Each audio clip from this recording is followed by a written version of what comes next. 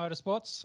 F1, they had the race on the weekend in Turkey, back in Istanbul. It was a pretty good race overall. Was very wet, which made it interesting for tyre strategy.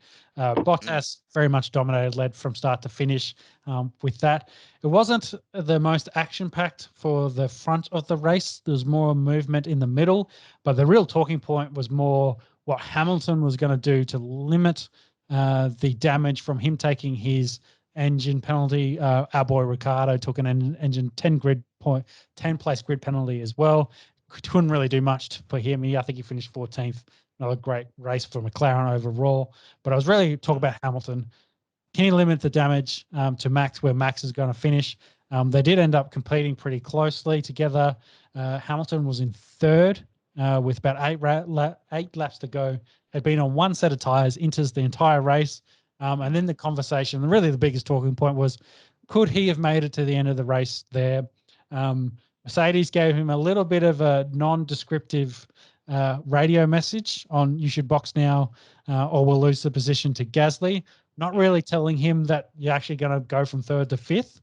So he thought he was maintaining his position. So he wasn't real happy when he came back out and realized he'd lost positions. So there's a bit of talking about on the radio back and forth there about his concerns, because he really wanted to let me stick on the inters, let me stay on third, let me try to defend versus chase, because the inters wear out, have a graining period to get them actually going where they work really well. And he struggled. He did maintain fifth position, so he finished fifth.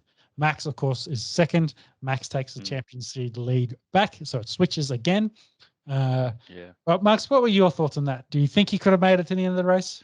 Noting, of course, Ocon did do the entire race on one set of tyres. True. I don't know. So it all actually started almost close to 10 laps before he actually pitted. The team got on the radios and told him that they'd recommend him to pit because Gasly was closing that gap into his pit window, where if Gasly got to that point and Hamilton did pit, then Gasly would get that undercut and get in front of him. Hamilton said no, he reckons his tyres were good enough. And then, about 10 laps later, they advised that it seemed that he was losing pace and he should pit to make sure that he was going to lose those positions anyway, so they might as well put him on fresh tyres just to make sure that nothing bad happened, like he got a flat or something. They were the assumption he'd lose the positions.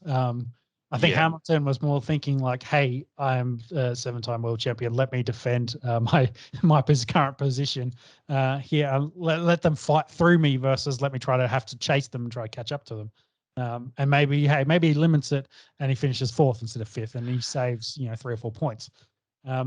Photos afterwards, after the race, his tyres very much had no rubber left on them. They were down to the carcass. So there was always concern that they would fail, blow up. That's it. And hey, then he's out of the race. He scores nothing. Ocon did do the whole race on one set of tyres. His tyres at the end of the race, of course, looked worse than Hamilton's did. But hey, he managed to make it done. So maybe Hamilton was right or not. But there was, the team conversation was, I think, the most interesting point that came out of this race. From a race that didn't have the greatest action overall. Guys finished roughly where they started. There was a little bit of pit strategy. Middle order was interesting for the talk of the championship. A couple of points were switched around. Damage was limited. I think 7 races left for the year. So it's pretty close to getting to the pointy end. That's it, yeah. And I think to the, I guess, controversy of Mercedes, like it happened the race before. The team told Hamilton to pit. He said, no, I'd rather not. I'd rather stay out. That time he did pit when recommended and ended up winning that race.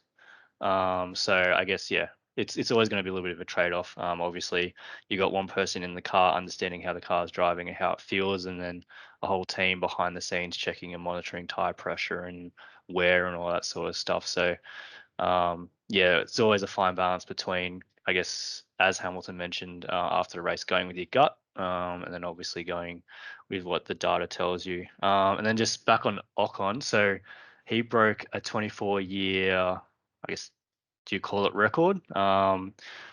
In that, no pit stop for a driver. In a Formula One race. So yeah, it doesn't happen often. I think there was a couple of races somewhere there where in F1 actually said mandated that you weren't allowed to do any tire changes. So they tried that. I can't remember what decade it was. So obviously you've got that whole period of time where there was no pit stops for tires, but at that point you could still pit stop for refueling. So that's a little bit of a caveat on that, where obviously Ocon's no pit stop for tire change. So doesn't happen often, but makes for a good race when it does happen. He was able to score points for Alpine in probably what would have been a race where he wouldn't have been able to score points if he had made that pit stop. Yeah. So with that, F1 moves potentially east, maybe. Depends on what's the shorter distance, but they're going to the Americanas. They're going to the United States next, followed by Mexico and Brazil, before they go back to the Middle East to finish the season. So we're really interested to see what the United States race is like. With all the stuff that's over there recently, before they then go into Mexico and Brazil. That race is not for another 2 weeks while they move from Europe, Eastern Europe, across to the American continents, as mentioned. So a couple of weeks in between races there. So it's next weekend's race weekend, so nothing this week. Sorry. Yes, you are right. Yep. Nothing this week. Following weekend is that race.